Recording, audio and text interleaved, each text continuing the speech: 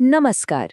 चलिए आज गोता लगाते हैं क्लासिक गाड़ियों के दिल में और समझते हैं उन दो छोटे लेकिन बहुत ही जरूरी पुर्जों को, कंडेंसर और डिस्ट्रीब्यूटर, जो मिलकर वो जादू करते हैं जिससे इंजन में जान आती है।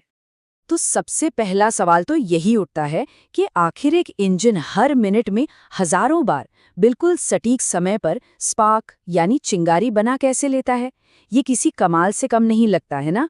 आज हम इसी कमाल के पीछे की इंजीनियरिंग को परत दर परत समझेंगे। तो हमारा सफर कुछ ऐसा रहेगा। हम इग्निशन स्पार्क के रहस्य से शुरू करेंगे, फिर कंडेंसर और डिस्ट्रीब्यूटर के काम को जानेंगे, स्पार्क टाइमिंग की कला को समझेंगे और आखिर में ये भी देखेंगे कि जब ये सिस्टम फेल होता है तो क्या होता है। तो चलिए शुरू करते हैं। तो चलिए सबसे पहले ये समझते हैं कि आखिर किसी भी इग्निशन सिस्टम का असल मकसद क्या होता है। देखिए, मिशन बहुत सीधा सा है। कार की जो 12 वोल्ट की बैटरी है उससे आने वाली कमजोर सी वोल्टेज को हजारों वोल्ट्स की एक जबरदस्त चिंगारी में बदलना। और सिर्फ बदलना ही नहीं, बल्कि उस चिंगारी को बिल्कुल सही मिलीसेकंड पर सही सिलेंडर तक पहुंचाना भी। और यहीं पर हमारे आज के दो हीरो कंडेंसर और डिस्ट्रीब्यूटर कहानी में एंट्री लेते हैं। चलिए तो मिलते हैं हमारे पहले हीरो से, जिसका नाम है कंडेंसर।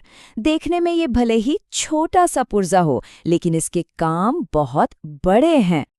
आसान भाषा में कहें तो कंडेंसर एक बहुत ही छोटी सुपर फास्ट चार्ज होने वाली बैटरी जैसा है। सोचिए, ये एक मिनी पावर बैंक की तरह है जो सही वक्त पर बिजली का एक झटका देकर सिस्टम को बचाता भी है और स्पार्क को और भी ज्यादा ताकतवर भी बना देता है। अब जरा ये भी देख लेते हैं कि आखिर ये बनता कैसे है। इसमें एल्यूमिनियम फॉइल की दो परतें होती हैं और उनके बीच में होता है पैराफिन पेपर का इंसुलेटर। इन सब को कसकर लपेटकर एक मेटल केस में बंद कर दिया जाता है। इसका यही सिंपल सा डिजाइन इसे बिजली को स्टोर करने की वो कमाल की क्षमता देता है। तो सबसे जरूरी बात यह है कि इसके दो बहुत ही अहम काम हैं। पहला, जब कॉन्टैक्ट ब्रेकर पॉइंट्स खुलते हैं तो ये बिजली के उछाल को फौरन सोख लेता है, जिससे पॉइंट्स जलने से बच जाते हैं। और दूसरा, इसका यही काम इग्निशन कॉइल की मैग्नेटिक फील्ड को अचानक से तोड़ देता है, जिससे हजारों वोल्ट का एक जोरदार स्पार्क पैदा होता है। यानी ये एक बॉडीगार्ड भी है और एक एनर्जी बूस्टर भी। एक ही पुर्जा, दो काम। अच्छा, अब बात करते हैं इस सिस्टम के मैनेजर की, यानी डिस्ट्रीब्यूटर की। अगर कंडेंसर स्पार्क बनाने में मदद करता है तो डिस्ट्रीब्यूटर उसे सही तरीके से मैनेज और डिलीवर करने का काम करता है। इसे आप इग्निशन सिस्टम का मास्टर ट्रैफिक कंट्रोलर कह सकते हैं। इसका काम है हाई वोल्टेज स्पार्क को पैदा करने का सिग्नल देना और फिर उसे बिल्कुल सही समय पर सही सिलेंडर तक पहुंचाना। बिल्कुल वैसे ही जैसे एक ट्रैफिक पुलिस वाला चौराहे पर ट्रैफिक को कंट्रोल करता है, ये स्पार्क को सही रास्ते पर भेजता है। और ये सब होता कैसे है वो भी बहुत दिलचस्प है। डिस्ट्रीब्यूटर शाफ्ट घूमता है, जिससे एक कैम कॉन्टैक्ट पॉइंट्स को खोलता और बंद करता है। इसी से कॉइल में हाई वोल्टेज बनता है, जो एक घूमने वाले रोटर आर्म तक पहुंचता है। ये रोटर उस स्पार्क को कैप के सही टर्मिनल तक पहुंचाता है और वहां से स्पार्क सीधा स्पार्क प्लग तक जाता है। ये कमाल का मैकेनिकल और इलेक्ट्रिकल डांस है जो हर सेकंड कई बार होता है। अब हम इस सिस्टम की इंटेलिजेंस यानी इसकी समझदारी को समझेंगे कि ये अलग अलग इंजन स्पीड और लोड के हिसाब से खुद को एडजस्ट कैसे करता है। देखिए, जैसे जैसे इंजन की स्पीड बढ़ती है, स्पार्क को थोड़ा जल्दी भेजना पड़ता है ताकि पावर और माइलेज दोनों सही रहें। इसी को स्पार्क एडवांस कहते हैं। और कमाल की बात यह है कि डिस्ट्रीब्यूटर ये काम ऑटोमेटिकली कर लेता है। इसके लिए ना डिस्ट्रीब्यूटर में दो कमाल के मैकेनिज्म होते हैं। पहला है सेंट्रीफ्यूगल एडवांस।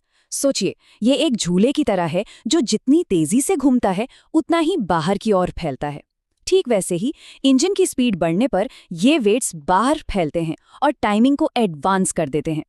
और दूसरा है वैक्यूम एडवांस। हल्के थ्रॉटल पर इंजन का वैक्यूम एक डायाफ्राम को खींचकर टाइमिंग को एडजस्ट करता है, जिससे माइलेज बेहतर होता है। अच्छा, अब तक तो सब ठीक चल रहा था, लेकिन अब बात करते हैं उस सिचुएशन की जब चीजें गड़बड़ हो जाती हैं। इन पुर्जों के काम को समझने से हमें खराबी के लक्षणों को पहचानने में भी मदद मिलती है। तो अगर कंडेंसर खराब हो रहा हो तो इंजन में मिसफायर, स्टार्ट न होने में दिक्कत या पिकअप में कमी जैसे लक्षण दिख सकते हैं। लेकिन सबसे बड़ा संकेत है कॉन्टैक्ट पॉइंट्स का बार बार जलना या काला पड़ना। इसका सीधा मतलब है कि हमारा वो बॉडीगार्ड अपनी ड्यूटी ठीक से नहीं कर रहा है। वहीं दूसरी तरफ डिस्ट्रीब्यूटर में खराबी के लक्षण कहीं ज्यादा फैले हुए हो सकते हैं, जैसे स्पीड पर झटके लगना, बैकफायरिंग, खराब माइलेज या इंजन से अजीब नॉकिंग की आवाज आना। क्योंकि डिस्ट्रीब्यूटर टाइमिंग और डिलीवरी दोनों को कंट्रोल करता है, इसलिए इसकी एक छोटी सी खराबी का असर पूरे इंजन की परफॉर्मेंस पर पड़ता है। तो इसकी खराबी के पीछे कारण मैकेनिकल भी हो सकते हैं और इलेक्ट्रिकल भी। मैकेनिकल कारणों में शाफ्ट, कैम या एडवांस्ड वेट्स का घिस जाना शामिल है, जबकि इलेक्ट्रिकल वजहों में कॉन्टैक्ट पॉइंट्स का जलना, कैप के अंदर कार्बन ट्रैक बनना या फिर खुद कंडेंसर का ही फेल हो जाना शामिल है। इसीलिए जब भी डिस्ट्रीब्यूटर की जांच करें तो इस चेकलिस्ट पर जरूर ध्यान देना चाहिए। कॉन्टैक्ट पॉइंट के गैप से लेकर शाफ्ट में कितनी प्ले है, हर चीज को बारीकी से देखना जरूरी है। रोटर और कैप में दरारें या कार्बन ट्रैक होने से स्पार्क लीक हो सकता है, जिससे मिसफायर होता है। और इन सब में से जो एक चीज सबसे ज्यादा जरूरी है वो है कॉन्टैक्ट ब्रेकअप पॉइंट का गैप। ये 0.35 से 0.45 मिलीमीटर के बीच होना चाहिए। सोचिए, सिर्फ एक बाल जितना गैप, लेकिन यही इंजन की पूरी परफॉर्मेंस तय कर देता है। तो अगर पूरी कहानी को एक लाइन में समेटना हो तो वो ये है, कंडेंसर पॉइंट्स की हिफाजत करता है और वोल्टेज बनाता है, और डिस्ट्रीब्यूटर उस वोल्टेज को सही समय पर सही जगह डिलीवर करता है, गार्ड और मैनेजर। तो आज की इस बातचीत का सार क्या है? सीधी सी बात है, एक क्लासिक इंजन में कंडेंसर और डिस्ट्रीब्यूटर एक परफेक्ट टीम की तरह काम करते हैं, और अगर गाड़ी को भरोसेमंद और पावरफुल बनाए रखना है तो इन दोनों का नियमित रूप से निरीक्षण और रखरखाव सबसे ज्यादा जरूरी है। लेकिन अब जब हम इस क्लासिक सिस्टम को इतना समझ चुके हैं तो एक नया सवाल दिमाग में आता है, क्या हाई वोल्टेज बनाने और उसकी सटीक टाइमिंग के यही मूल सिद्धांत, यही बेसिक प्रिंसिपल्स आज की आधुनिक कंप्यूटर से चलने वाली कारों में भी लागू होते हैं? इस पर सोचिएगा जरूर।